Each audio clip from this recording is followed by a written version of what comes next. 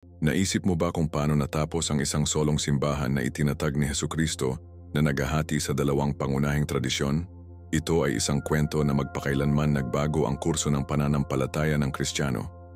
Noong taon 54 ang isang tila simpleng kaganapan ay minarkahan ng isa sa mga pinakadakilang ruptures sa kasaysayan ng Kristyanismo.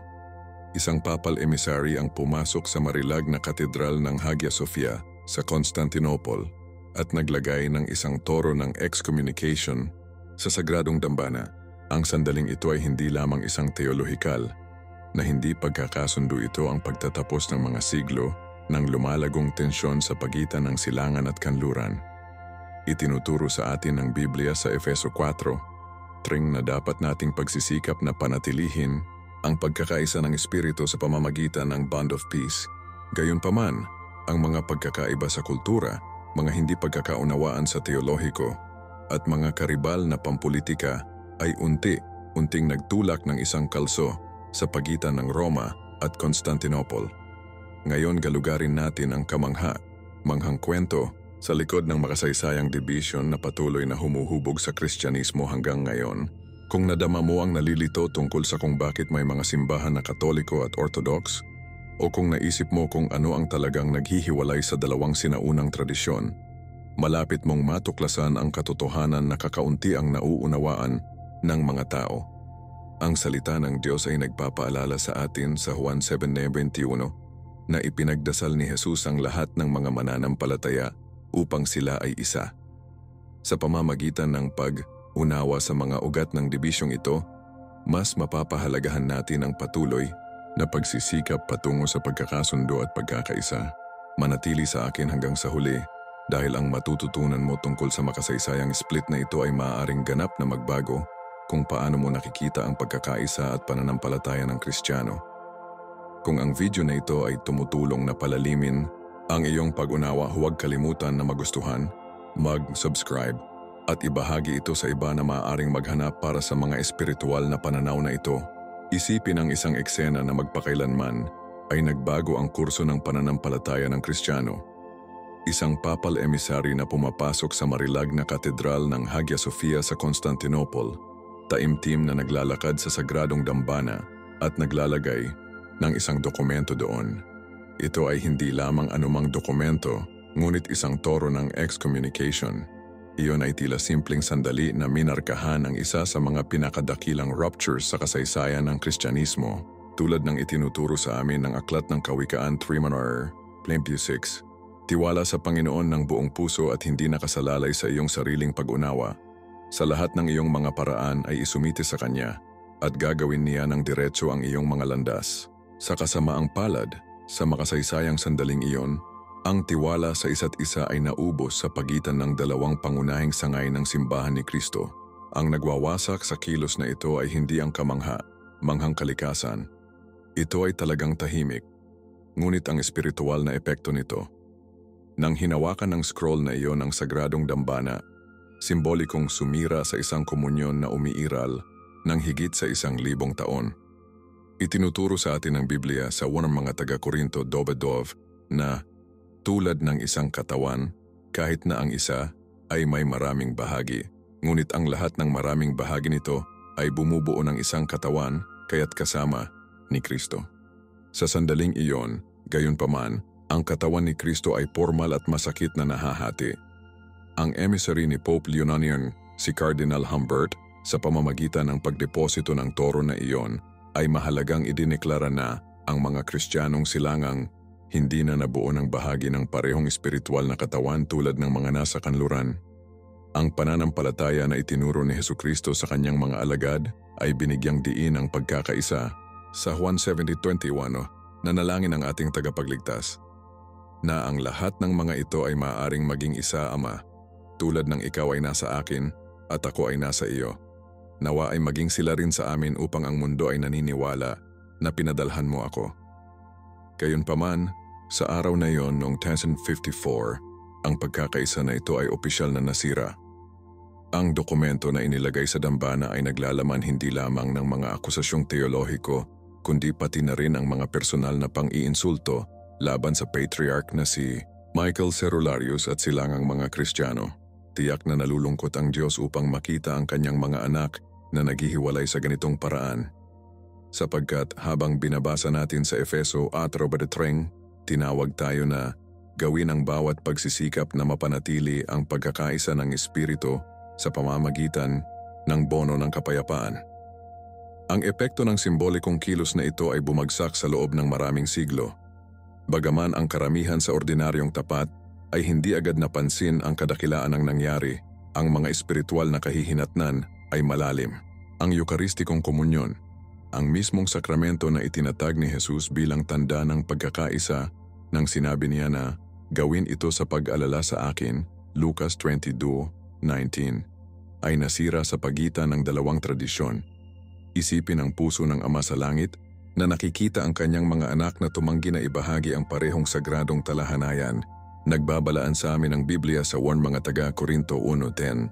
Humihiling ako sa iyo mga kapatid, sa pangalan ng ating Panginoong Hesukristo, na lahat kayo ay sumasang, ayon sa isa't isa sa sinasabi mo, at na walang mga dibisyon sa gitna mo, ngunit ikaw ay perpektong nagkakaisa sa isip at pag-iisip. Gayunpaman mula sa sandaling iyon, ang Kristyanismo ay mananatiling nahahati sa dalawang pangunahing sangay. Ang bawat isa ay nagsasabing ang tunay na tagapagmana sa pananampalataya ng apostol. Ang gawaing ito ng pagkalagot ay nagtuturo sa amin ng isang mahalagang aralin tungkol sa kung paano ang maliit na pagkakaiba ay maaaring magbago sa mahusay na mga dibisyon kung walang pagpapakumbaba at pagpayag sa dialogo. Itinuro sa atin ni Jesus na mahalin ang isa't isa dahil mahal niya tayo. Juan 3:34. Ngunit ang pagmamataas ng tao ay madalas na pinalampas ang banal na utos na ito. Kung titingnan natin ang kasaysayan ng simbahan, napagtanto natin na madalas tayong hindi sumunod sa halimbawa ni Kristo na nagpakumbaba sa kanyang sarili sa kamatayan sa krus. Ang paglalagay ng bull ng excommunication na iyon sa dambana ng Hagia Sophia ay nagpapaalala sa atin na maging sa mga nagsasabing sumunod sa Diyos, ang kasalanan ng pagmamalaki ay maaaring magdulot ng malalim na sugat sa katawan ni Kristo. Tulad ng binabalaan sa atin ng Santiago 1:6, ang Diyos ay sumasalungat sa mapagmataas ngunit nagpapakita ng pabor sa mapagpakumbaba. Ito ay isang karaniwang maling kuro. Kuro na ang mahusay na schism ng 1954 ay isang biglaang kaganapan, tulad ng isang bolt ng kidlat mula sa isang malinaw na kalangitan. Sa katotohanan, ito ay katulad ng pangwakas na crack sa isang dam na nakabuo ng mga bali ng stress sa loob ng maraming siglo. Ang Biblia ay nagpapaalala sa amin sa Ecclesiastes 1:9 na kung ano ang magiging muli, ang nagawa ay gagawin muli, walang bago sa ilalim ng araw. Sa katunayan, ang mga pag-igting na humantong sa formal na paghahati sa pagitan ng East at West ay naghuhugas ng daang taon bago ang nakamamatay na araw na iyon nang mailagay ang papalbul sa dambana ng Hagia Sophia. Ang mga buto ng dibisyon ay nakatanim ng maaga noong ika-4 na siglo nang ilipat ni Emperor Constantine ang kabisera ng Imperyo ng Roma mula sa Roma hanggang sa Constantinople. Ang pagbabagong pampulitika na ito ay unting lumikha ng dalawang magkakaibang spheres ng impluensya sa loob ng mundo ng Kristiyano. Sa kanluran, ang obispo ng Roma, ang Papa, ay nakakuha ng pagtaas ng autoridad habang ang mga estrukturang pampulitika ng Roman ay gumuho. Habang nasa silangan, ang simbahan ay nabuo ng malapit sa Byzantine Empire, tulad ng itinuro ni Jesus sa Mateo 6:24. Walang maaaring maglingkod ng dalawang masters. Ang iba't ibang mga katotohanang pampulitika ng East at West ay unti-unting hinila ang simbahan sa iba't ibang direksyon na lumilikha ng natatanging diskarte sa pananampalataya, pamamahala at teolohiya. Ang mga pagkakaiba sa kultura at lingguistika ay lalong nagpalalim ng paghati. Ang kanlurang Kristyanismo ay nabuo sa isang konteksto na nagsasalita ng Latin, habang ang silangang Kristyanismo ay umunlad sa Greek. Ito ay hindi lamang isang bagay ng iba't ibang mga salita. Kinakatawan nito ang iba't ibang mga paraan ng pag-iisip tungkol sa Diyos at pananampalataya. Nang sumulat si St. Paul sa mga taga-Korinto 11, kung hindi ko naiintindihan ang kahulugan ng sinasabi ng isang tao, ako ay isang dayuhan sa nagsasalita, at ang tagapagsalita ay isang dayuhan sa akin. Hindi niya maisip kung paano magiging makahula ang mga salitang ito para sa simbahan. Ang mga konsepto ng teolohiko na tila perpektong malinaw sa isang wika ay madalas na nawala ang kanilang nuance o kinuha sa iba't ibang mga kahulugan kapag isinalin sa iba pa na humahantong sa hindi pagkakaunawaan na naganap sa loob ng maraming siglo. Ang akumulasyon ng mga sama ng loob sa pagitan ng silangan at kanluran ay kahawig kung ano ang binalaan ni Jesus sa Mateo 23:23-24. Sa makatuwid, kung inaalok mo ang iyong regalo sa dambana at tandaan na ang iyong kapatid o kapatid na babae ay may isang bagay laban sa iyo, iwanan ang iyong regalo doon sa harap ng altar. Una nang pumunta at maging magkakasundo sa kanila.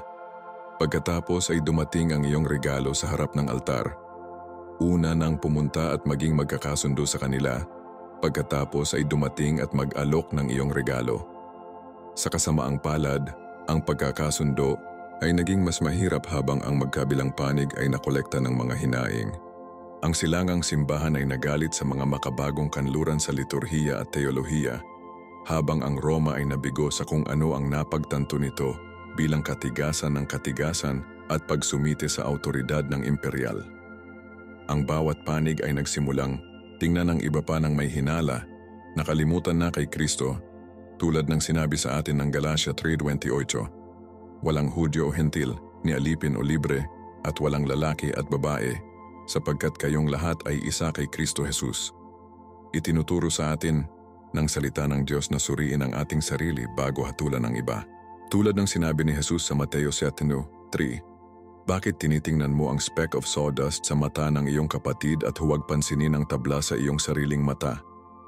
Ang parehong mga Kristiyanong silangan at kanluran ay nabigo sa bagay na ito na nakatuon sa napansin na mga pagkakamali ng iba, pahabang pinatutunayan ang kanilang sariling mga posisyon, ang mga hindi pagkakaunawaan sa teolohiko na lumitaw, sa mga isyu tulad ng paggamit ng walang lebadura na tinapay sa pakikipag, clerical celibacy, at ang autoridad ng Papa, ay tunay na mga bagay ng pananampalataya, ngunit pinalubha sila ng kakulangan ng kawanggawa at pag-unawa sa isa't isa. Ang Biblia ay nagpapaalala sa amin sa 1 Pedro 4:8 na higit sa lahat mahal ang bawat isa dahil ang pag-ibig ay sumasakop sa maraming mga kasalanan. Kung ang prinsipyong ito ay sinundan ng mas matapat, marahil ang mga sinaunang ugat ng salungatan ay maaaring hindi lumaki sa tulad ng isang naghihiwalay na puno. Kung titingnan natin ang unang simbahan, nakikita natin ang isang manghang, dinamikong nasa kalaunan ay nag-ambag sa mahusay na dibisyon. Dalawang pangunahing sentro ng espiritual na autoridad ang lumitaw. Ang bawat isa ay may sariling pag-unawa sa kung paano dapat pamamahalaan ang simbahan ni Kristo. Sa Roma, ang autoridad ay mariing nakatali sa figura ni Apostol Peter. Ang mga salita ni Jesus sa Mateo 6:19 ay nasa sentro ng pag-unawa na ito. At sinasabi ko sa iyo na ikaw si Peter, at sa batong ito ay itatayo ko ang aking simbahan, at ang mga pintuan ng Hades ay hindi malalampasan ito. Ibibigay ko sa iyo ang mga susi ng kaharian ng langit. Isinali ng Western Church ang talatang ito bilang pagtaguyod ng primarya ni Peter, at sa pamamagitan ng pagpapalawak, ang pangunahing kaalaman ng kanyang mga kahalili, ang mga obispo ng Roma. Samantala, sa Constantinople, isang iba't ibang modelo ang nabuo. Ang silangang simbahan ay yumakap sa isang mas maraming diskarte sa kolehiyo, batay sa autoridad ng 5 pangunahing patriarch: Roma, Constantinople, Alexandria, Antioquia, at Jerusalem. Ang pentarchy na ito ay nakita bilang kolektibong kumakatawan sa tradisyon ng apostol, na may mga pagpapasya na perpektong ginawa sa pamamagitan ng pinagkasunduan. Sinasabi sa atin ng Biblia sa Kawikaan 11:14 na dahil sa kakulangan ng gabay ay bumagsak ang isang bansa, ngunit ang tagumpay ay nanalo sa pamamagitan ng maraming mga tagapayo. Ang simbahan ng silangan ay isinagawa ang karunungan na ito na naniniwala na ang kapunuan ng katotohanan ni Kristo ay pinakamahusay na napanatili sa pamamagitan ng kolektibong karunungan ng 5 sinaunang nakikita sa halip na sa pamamagitan ng autoridad ng anumang solong obispo. Ang mga pagkakaiba sa linguistika sa pagitan ng mga sentro na ito ay karagdagang komplikadong mga bagay. Isinasagawa ng Roma ang mga gawain nito sa Latin habang ang Constantinople ay nagpapatakbo sa Greek. Ito ay hindi lamang isang praktikal na pagkakaiba. Sumasalamin ito ng malalim na pagkakaiba sa kultura, sa kung paano naiintindihan at ipinahayag ang pananampalataya. Sa Roma ang diskarte sa teolohiya ay madalas na juridikal at praktikal, na nakatuon sa malinaw na mga kahulugan at istruktura. Sa Constantinople, ang teolohiya ay may posibilidad na maging mas mistikal at pagninilay. Ang parehong mga diskarte ay hinahangad na parangalan ng Diyos, ngunit sa kakaibang iba't ibang paraan. Tulad ng isinusulat ni Pablo sa 1 mga taga-Korinto dumodabading Karanaan 6, mayroong iba't ibang mga uri ng mga regalo, ngunit ang parehong espiritu ay namamahagi sa kanila. Mayroong iba't ibang mga uri ng paglilingkod, ngunit ang parehong Panginoon. Mayroong iba't ibang mga uri ng pagtatrabaho, ngunit sa lahat ng mga ito at sa lahat ito ay ang parehong Diyos sa trabaho. Ang kompetisyon para sa espiritual na impluensya sa pagitan ng mga sentro na ito ay tumindi sa paglipas ng panahon. Kapag ang Constantinople ay itinatag bilang bagong Roma at imperial na kapital, ang obispo nito ay natural na nakakuha ng katanyagan. Ang pangalawang Ecumenical Council, 381, ay nagpahayag ng Constantinople na pangalawa bilang karangalan pagkatapos ng Roma, at ang Konseho ng Chalcedon, 451, ay lalong nagpataas ng katayuan nito. Tiningnan ng Roma ang mga pagpapaunlad na ito na may hinala. Nakikita ang mga ito bilang pampulitika na motivasyon sa halip na teolohikal na tunog. Nagbabalaan ang Biblia sa James 3:16 na kung saan mayroon kang inggit at makasariling ambisyon, doon ka nakakakita ng karamdaman at bawat masamang kasanayan. Sa kasamaang palad, dahil ang parehong mga sentro ay nakipagkompetensya para sa impluensya sa mga bagong na convert na mga rehiyon tulad ng Bulgaria at Moravia, ang mga ambisyon sa politika kung minsan ay napapawi ang mga alalahanin sa espiritual. Nanalangin si Jesus para sa pagkakaisa sa kanyang mga tagasunod sa Juan 7:23. Ako sa kanila at ikaw ay nasa akin kaya maaari silang dalhin upang makumpleto ang pagkakaisa. Pagkatapos ay malalaman ng mundo na pinadalahan mo ako at minahal mo sila kahit na mahal mo ako. Gayunpaman ang lumalagong karibal sa pagitan ng Roma at Constantinople ay naging mahirap na mapanatili ang pagkakaisa na ito. Ang bawat sentro ay nakabuo ng sariling mga kasanayan sa liturhiko, mga kanonikal na tradisyon, at mga diin sa teolohiko. Habang ang mga pagkakaiba, iba na ito ay maaaring maging pantulong, pagyamanin ang pag-unawa sa simbahan tungkol sa katotohanan ng Diyos sa halip ay naging mga punto ng pagtatalo. Ang tapat sa parehong silangan at kanluran ay nanatiling tapat kay Kristo at sa kanyang mga turo, ngunit ang mga estrukturang institusyon na inilaan upang mapanatili ang pananampalataya ay naging ironically mga hadlang sa pagkakaisa na hinihiling ng pananampalataya. Ang paghahati sa pagitan ng silangan at kanluran ay hindi lamang tungkol sa teolohiya o pamamahala sa simbahan. Ito ay malalim na nakaugat sa malalim na pagkakaiba sa kultura at lingguistika na humuhubog kung paano nauunawaan at nabuhay ang kanilang mga Kristiyano sa bawat rehiyon. Sa kanluran, ang Latin ay naging wika ng pagsamba, iskolar at pangangasiwa.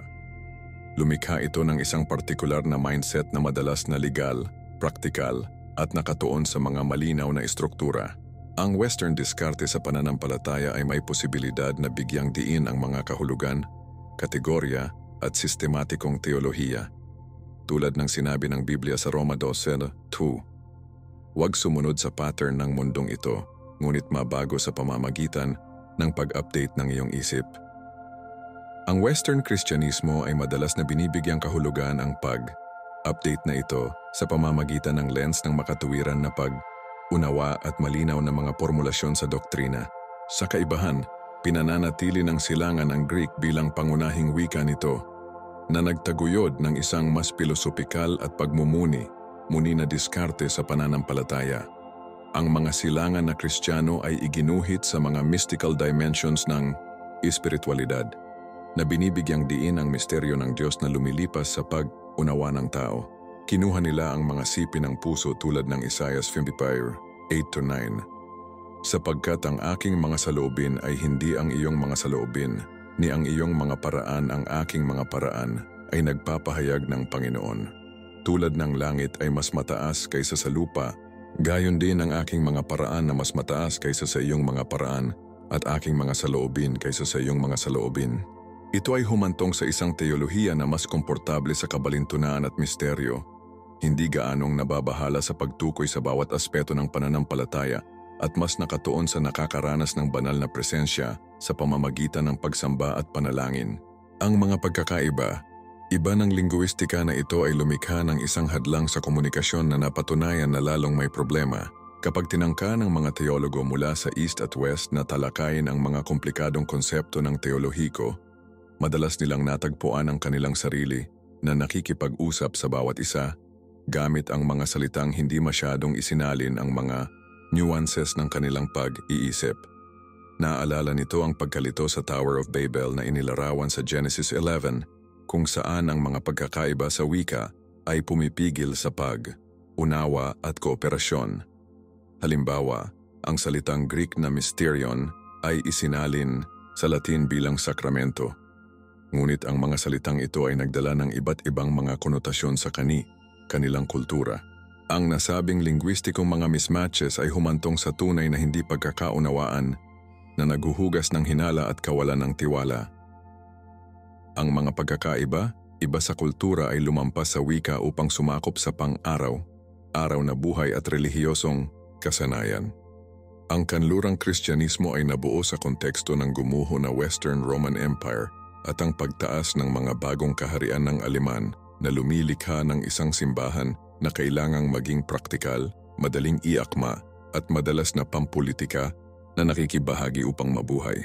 Samantala, ang silangang Kristyanismo ay nagpatuloy sa loob ng matatag na balangkas ng Byzantine Empire na nagpapahintulot sa isang mas ceremonial, aesthetically mayaman na pagpapahayag ng pananampalataya. Tulad ng kinilala ni Pablo sa mga taga-Korinto 9:22, ako ay naging lahat ng bagay sa lahat ng tao upang sa lahat ng posibleng paraan ay makatipid ako ng ilan. Parehong silangan at kanluran ay umaangkop sa pagpapahayag ng kanilang pananampalataya sa kanilang mga konteksto ng kultura, ngunit ang mga pagbagay na ito ay hinila sila sa iba't ibang direksyon. Itinuro sa amin ni Jesus sa Juan 2:35 na sa pamamagitan nito ay malalaman ng lahat na ikaw ang aking mga alagad kung mahal mo ang isa't isa. Gayunpaman ang lumalagong kultura at linguistika ay naging mahirap na ipahayag at mapanatili ang silangang at kanluranin ng mga Kristiyano. Madalas nilang natagpuan ang mga icon ng iba ng division. Sa kasamaang palad, ang East at West ay unti-unting nawalan ng paningin sa pangunahing pagkakaisa na ito dahil ang kanilang mga pagkakaiba sa kultura ay tumigas sa kapwa hindi pagkakaunawaan. Ang karagdagan na ito ay nagpatunay na ang banal na espiritu ay hindi lamang mula sa Ama tulad ng napatunayan ng orihinal na kredo, ngunit mula rin sa anak na lalaki.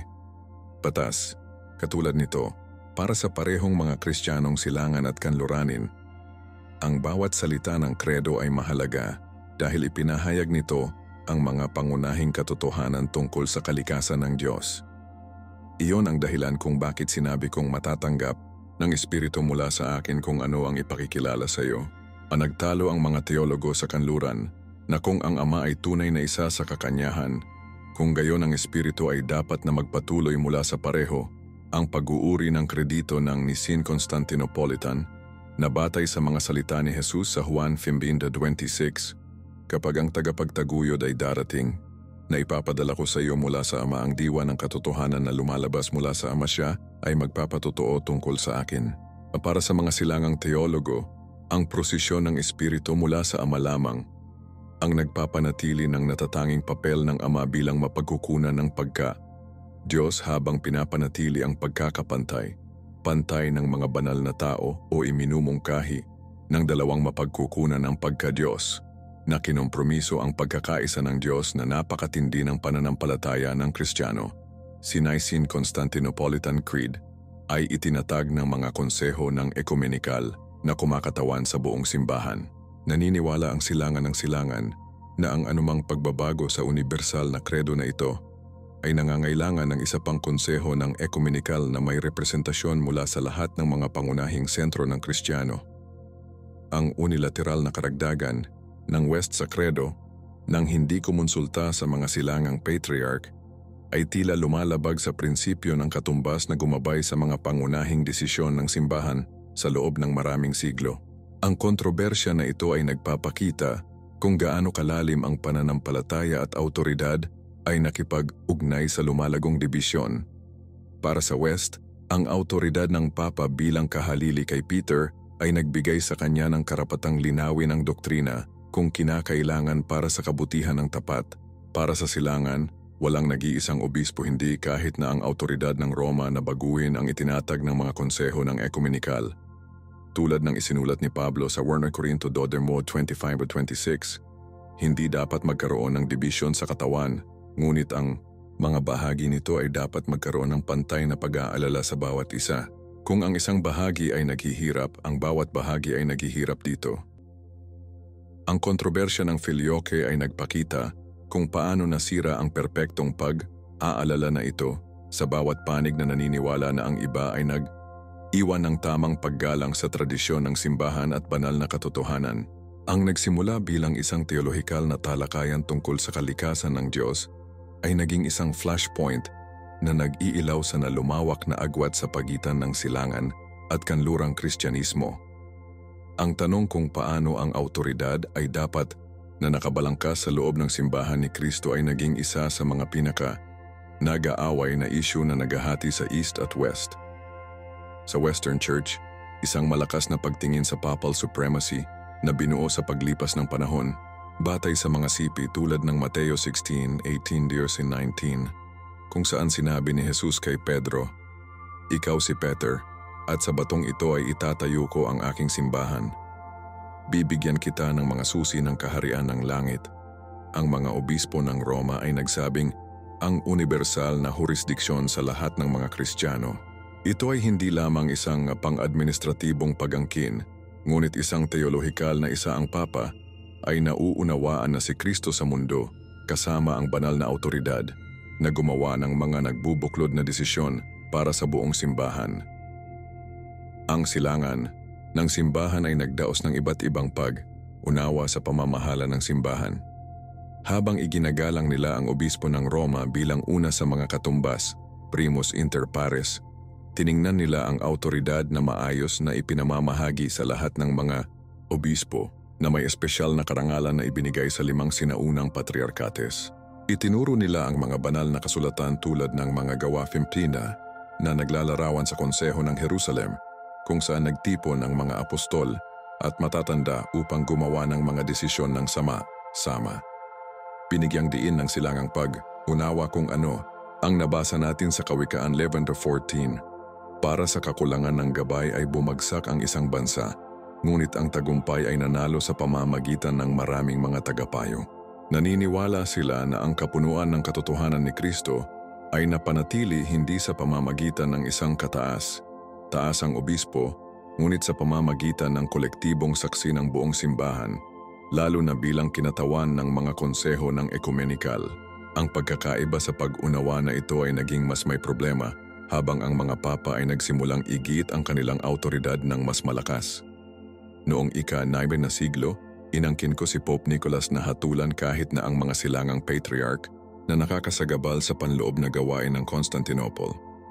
Nang maglaon, ipapahayag ng mga kinatawan ni Pope Leo namin na ang Roman Pontiff ay palaging nagmamay-ari ng karapatang hatulan ng lahat, habang walang sino man ang may karapatang hatulan, siya. Ang nasabing mga pag-aangkin ay labis na nakakasakit sa mga sensasyong silangang. Itinuturo ng Biblia sa Filipos 2:3, wala nang gawin dahil sa makasariling ambisyon o walang kabuluhan. Nadama ng mga Kristiyanong silangan na ang lumalagong pag-aangkin ng Roma sa universal na nasasakupan ay lumabag sa diwa ng pagsumite at paggalang sa isa't isa. Ang mga pag-aangkin ng papal ay higit na komplikado ng mga forgeries tulad ng donasyon ng Constantine at ang maling decretals na mga dokumento na ipinapakita upang ipakita ang mga sinaunang imperial at simbahan na suporta para sa supremacy ng papal, ngunit kalaunan ay napatunayan ng mga Kathanji medieval, habang ang mga Kristiyanong kanluran ay tunay na naniniwala na ang mga dokumentong ito ay tunay, ang kanilang paggamit upang bigyang katwiran ang pagpapalawak ng kapangyarihan ng papal ay lumikha ng malalim na sama ng loob sa silangan.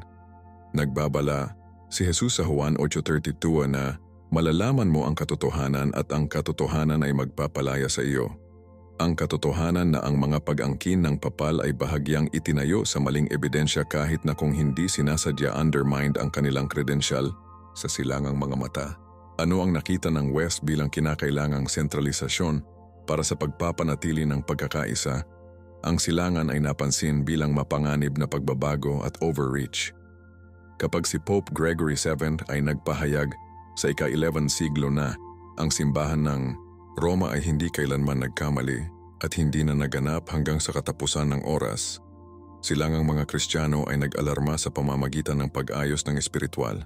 Naalala ang babala ni Paul sa February mga taga-Korinto 10:12.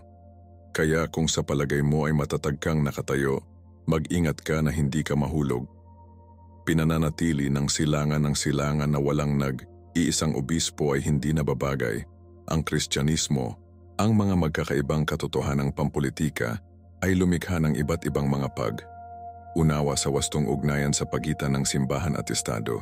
Ang mga emperor ng Byzantine ay gumawa ng isang aktibong papel sa mga gawain sa simbahan na nagtitipon ng mga konseho ng ekumeniko na hinirang ang mga patriarch at kahit na ang mga hindi pagkakaunawaan sa teolohiko siglo, mayroong dalawang kapangyarihan na kung saan ang mundong ito ay pangunahingging pinasiyahan.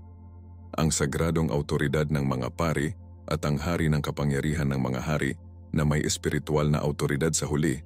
Ang mga spheres na may espiritual na kaharian ay may primarya sa temporal overstepped ang kanyang espiritual na autoridad sa pamamagitan ng paglikha ng isang karibal na emperador sa West. Parehong silangan at kanluran na kumbinsido sa katuwiran ng kanilang mga posisyon, pinayagan ang pagmamalaki na patigasin ang kanilang mga puso laban sa mga pananaw ng bawat isa. Ang mga krusada habang una ay nilunsad upang matulungan ng silangan, sa kalaunan ay humantong sa sako ng Constantinople ng Western Crusaders noong 1204, isang kaganapan na nagsunog ng malalim na sama ng loob sa silangang Kristiyanong kamalayan. Itinuro ni Jesus sa Mateo 26:22 na lahat ng gumuhit ng tabak ay mamamatay sa pamamagitan ng tabak. Isang babala na ang parehong silangan at West ay nabigo na makinig. Bilang mga karibal sa politika at militar, ay naging nababagabag sa mga pagkakaiba sa relihiyon. Ang mga pampulitikang salungatan na ito ay lumikha ng mga sugat na naging mahirap ang pagkakasundo ng teolohiko dahil ang tiwala ay paulit-ulit na nasira sa pagitan ng Christian East at West.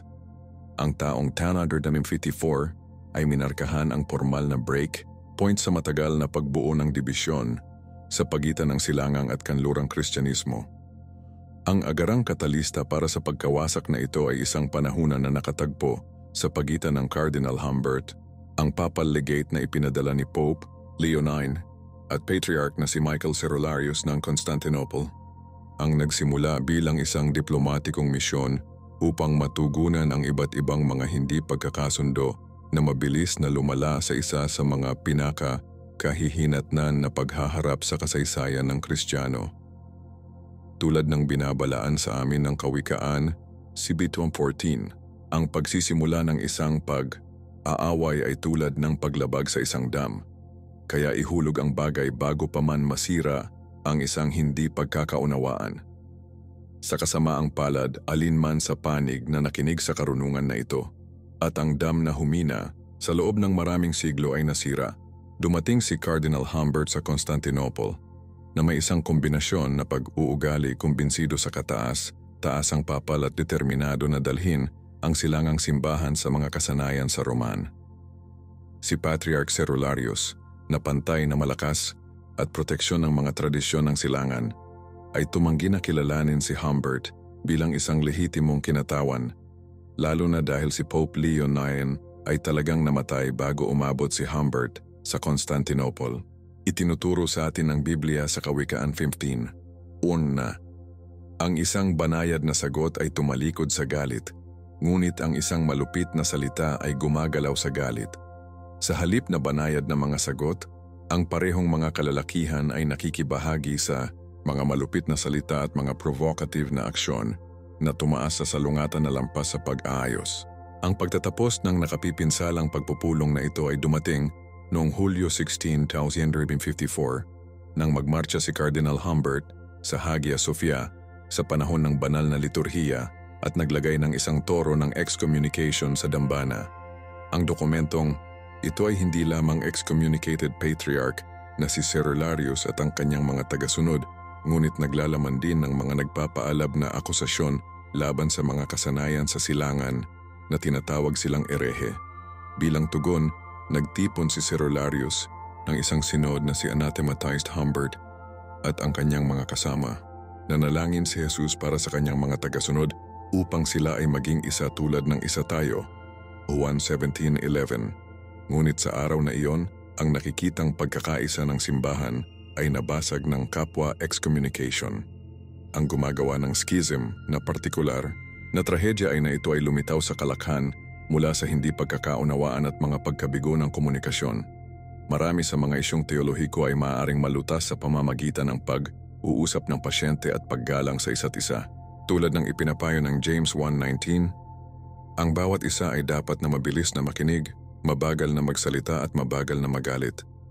Ang magkabilang panig ay nabigo sa bagay na ito na nagmamadali upang hatulan kaysa maunawaan ang pananaw ng iba. Si Cardinal Humbert ay may limitadong kaalaman sa teolohiya ng Greek at Byzantine, habang si Patriarch Cerularius ay may kaunting pagpapahalaga sa mga alalahanin sa kanluran. Ang kanilang kawalan ng kakayahan na tunay na makinig sa bawat isa ay sumasalamin sa mas malawak na mga hadlang sa kultura at lingwistika na lumalaki sa pagitan ng East at West sa loob ng maraming siglo. Ang formal na schism ng 1054 ay nagtuturo sa atin tungkol sa nagwawasak na mga kahihinatnan ng pagmamataas at ang kabiguan na magsagawa ng pagpapakumbaba na ipinakita ni Kristo. Sa Filipos 2:3, hinihikayat ni Pablo ang mga mananampalataya na walang gawin dahil sa makasariling ambisyon o walang kabuluhan. Kung ang mga pinuno sa magkabilang panig ay lumapit sa kanilang pagkakaiba sa ganitong Kristo na tulad ng pagpapakumbaba, marahil ay naiiba ang kinalabasan. Sa halip ang kanilang kapwa excommunications ay lumikha ng isang sugat sa katawan ni Kristo na nananatiling hindi napapansin halos 1,000 taon mamaya, isang napakalungkot na paalala kung paano mapipigilan ng mga pagkabigo ng tao ang pagnanais ng Diyos para sa pagkakaisa sa kanyang mga tao.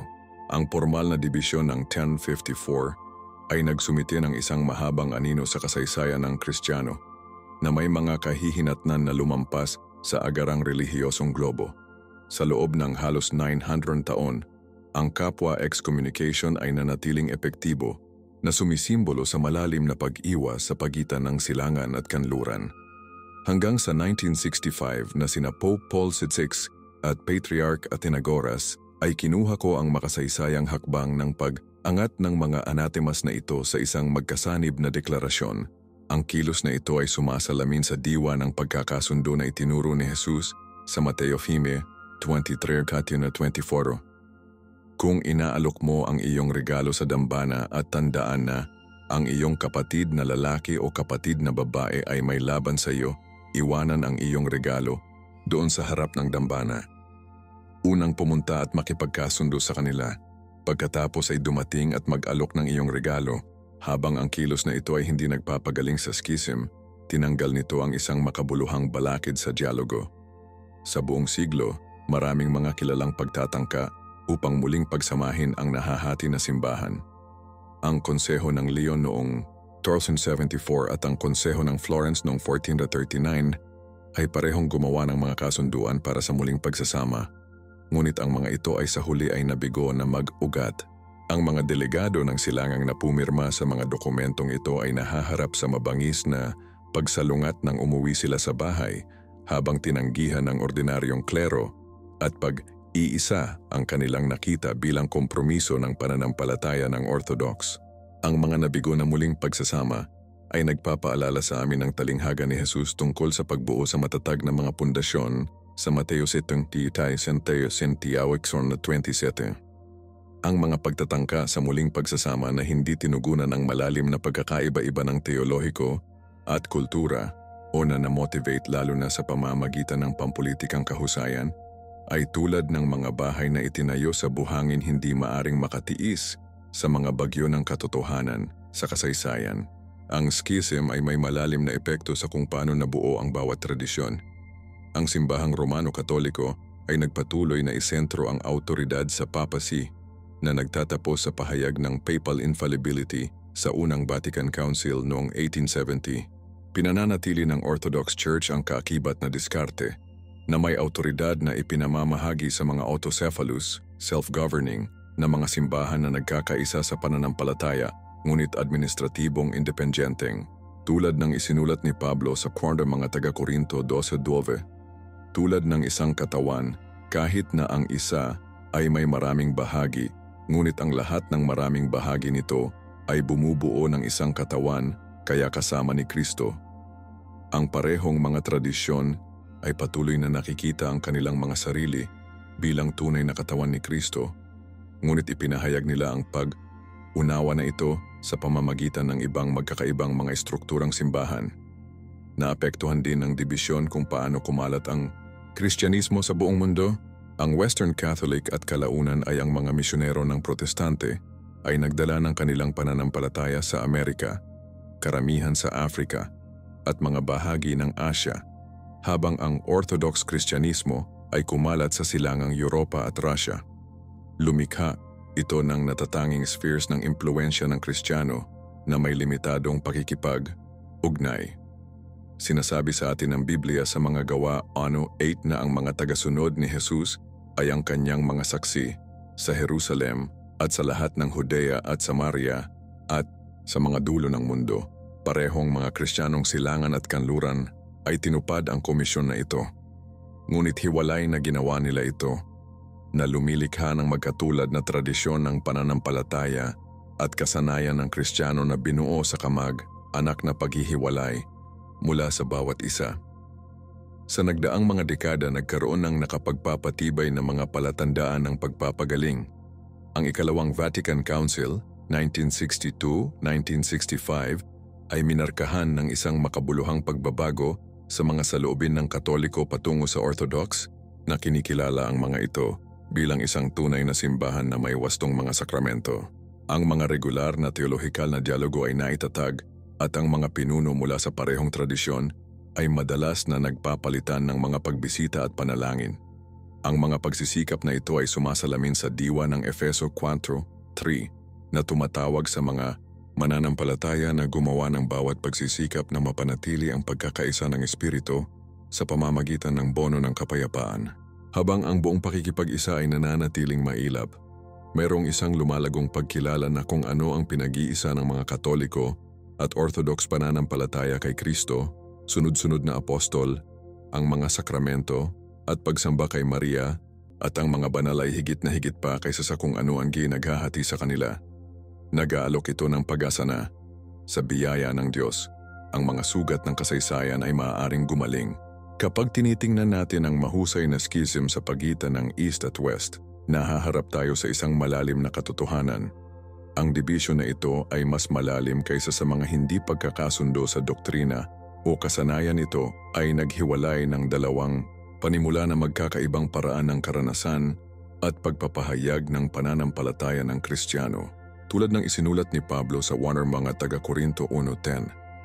Humihiling ako sa iyo mga kapatid, sa pangalan ng ating Panginoong Hesukristo, na ang lahat ay sumasang ayon sa isa't isa sa sinasabi mo at na walang mga dibisyon sa iyo, ngunit ikaw ay perpektong nagkakaisa sa isip at pag-iisip. Gayunpaman ang katotohanan ay ang East at West ay nakabuo ng natatanging mga espiritual na pangitain. Ang bawat isa ay may sariling kagandahan at katotohanan, ngunit din sa mga limitasyon kapag nakahiwalay sa iba. Ang tradisyon ng kanluran, na may diin sa malinaw na mga kahulugan at lohikal na katumpakan, ay nakabuo ng isang mayamang tradisyon ng teolohikal na hinahangad na maunawaan ang paghahayag ng Diyos sa pamamagitan ng dahilan at sistematikong pag-iisip. Ang silangang diskarte mas mystical at apophatic ay nagpapaalala sa mga Kristiyano na ang Diyos sa huli ay lumampas sa pag-unawa ng tao, na siya ay kilala hindi lamang sa pamamagitan ng mga konsepto ng intelektual, kundi sa pamamagitan ng pagsamba at espiritual na karanasan. Sinabi ni Jesus sa Juan 4:24 na, ang Diyos ay Espiritu at ang kanyang mga sumasamba ay dapat sumamba sa espiritu at sa katotohanan. Ang parehong mga tradisyon ay naghangad na parangalan ng turo na ito, ngunit binigyang diin nila ang iba't ibang aspeto ng kung ano ang ibig sabihin ng pagsamba sa espiritu at katotohanan. Ang trahedya ng schism ay ang mga pamamaraang ito ay dapat na pantulong, hindi magkakasalungatan.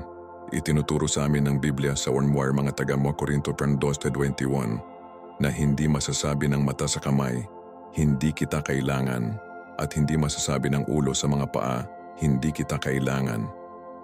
Katulad nito, ang mga pagpapahayag ng kanluran at silangan ng Kristyanismo ay nangangailangan ng mga pananaw ng bawat isa upang mapanatili ang isang balanse at buong pag-unawa sa paghahayag ng Diyos. Kapag pinaghiwalay, ang bawat tradisyon ay may panganib na binibigyang diin ang ilang mga aspeto ng pananampalataya sa gastos ng iba. Minsan nabawasan ng West ang pananampalataya sa intelektual na ascent o moral na mga patakaran, habang ang silangan ay minsan ay umatras sa mysticism ng walang sapat na pakikipag-ugnayan sa mga hamon sa mundo. Ang landas patungo sa pagpapagaling ng sinaunang sugat na ito ay nangangailangan ng malalim na pagpapakumbaba mula sa magkabilang panig. Nagturo si Jesus sa Mateo 7:3 tungkol sa kahalagahan ng pag-alis ng tabla mula sa ating sariling mata bago subukang alisin ang speck sa mata ng ating kapatid. Nangangahulugan ito na ang parehong mga Katoliko at Orthodox ay dapat na handang kilalanin ang mga paraan kung saan ang kanilang sariling mga tradisyon ay nag-ambag sa division at nabigo na ganap na isama ang pag-ibig ni Kristo. Nangangailangan ito ng paglipat na lampas sa mga hinaing sa kasaysayan upang makilala ang lehitimong espiritual na pananaw na naroroon sa iba pang tradisyon. Tulad ng itinuturo sa atin ng Colossus 3:13, magdala sa isa't isa at magpatawad sa isa't isa. Kung ang sino man sa inyo ay may hinaing laban sa isang tao, patawarin mo ang Panginoon.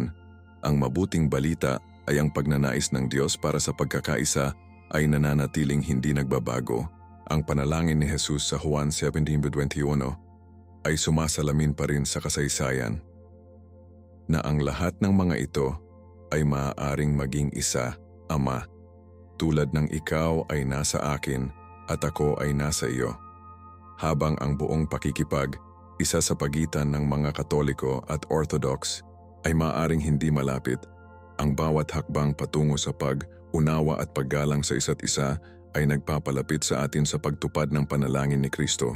Tinitiyak tayo ng Biblia sa Roma 8:28 na sa lahat ng bagay ay gumagana ang Diyos para sa ikabubuti ng mga nagmamahal sa Kanya. Marahil ang mahabang paghihiwalay ay pinapayagan ang bawat tradisyon na bumuo ng mga regalo at pananaw na, kapag sa kalaunan ay muling pinagsama, ay lilikha ng isang mas masigla at kumpletong pagpapahayag ng pananampalataya ng Kristiyano kaysa sa posible ng walang masakit na paglalakbay na ito. Habang tinitingnan natin ang hinaharap, mapagkakatiwalaan natin na ang Diyos ay patuloy na nagtatrabaho sa parehong mga tradisyon na gumagabay sa Kanyang mga tao patungo sa pagkakaisa na sumasalamin sa Kanyang sariling kalikasan bilang Trinity, magkakaibang sa mga tao na perpekto pa rin sa kakanyahan at pag-ibig. Tulad ng nakita natin sa buong paglalakbay na ito, ang paghahati sa pagitan ng mga Katoliko at Orthodox ay hindi lamang tungkol sa mga pagkakaiba sa teolohiko, ito ay tungkol sa dalawang magkakaibang paraan ng karanasan at pagpapahayag ng pananampalataya kay Hesukristo. Ang nagsimula bilang pagkakaiba sa kultura at linguistika sa kalaunan ay tumigas sa magkahiwalay na tradisyon. Bawat isa ay may sariling kagandahan at katotohanan. Ang Biblia ay nagpapaalala sa amin sa mga taga-Korinto 2:12 na tulad ng isang katawan, kahit na ang isa ay may maraming bahagi. Ngunit ang lahat ng maraming bahagi nito ay bumubuo ng isang katawan, kaya kasama ni Kristo. Marahil ay may malalim na aralin dito, na ang katotohanan ng Diyos ay napakalawak na walang isang tradisyon na maaaring ganap na makuha ito. Ang diin sa silangang sa misteryo at ang Western na nakatuon sa kalinawan ay maaaring kapwa sumasalamin sa iba't ibang mga aspeto ng kalikasan ng Diyos. Ano sa palagay mo? Maaari ba ang dalawang sinaunang tradisyon na ito ay talagang umakma sa bawat isa sa halip na salungat? Ibahagi ang iyong mga saloobin sa mga komento sa ibaba. Nais kong malaman kung aling bahagi ng kasaysayan na ito ang nagulat sa iyo. o hinawakan ang iyong puso. Kung ang paggalugad ng kasaysayan ng simbahan ay nakatulong sa pagpapalalim ng iyong pananampalataya, mangyaring bigyan ang video na ito ng isang hinlalaki at mag-subscribe sa aming channel para sa higit pang nilalaman na nagpapaliwanag sa tradisyon ng Biblia at Kristiyano. At huwag palalampasin ang aming susunod na video na lumilitaw sa iyong screen ngayon, kung saan ginalugad namin ang manghang kwento kung paano napanatili ang Biblia sa mga siglo. Alalahanin tulad ng itinuro sa atin ni Jesus, mapalad ang mga tagapamayapa, sapagkat tatawagin silang mga anak ng Diyos. Mateo 10:9. Nawa tayong lahat ay mag-ambag sa pagpapagaling ng mga dibisyon sa loob ng simbahan ni Kristo. Pagpalain kayo ng Diyos lahat. Ito ay si Marco nag-sign off hanggang sa susunod na oras.